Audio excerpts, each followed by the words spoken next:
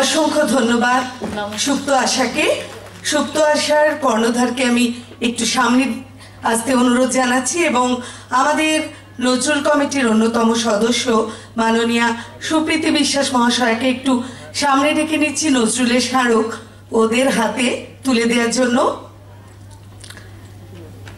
মঞ্চে এবার প্রাইজ, পরবর্তীতে প্রস্তুত থাকবে ধ্রুবক।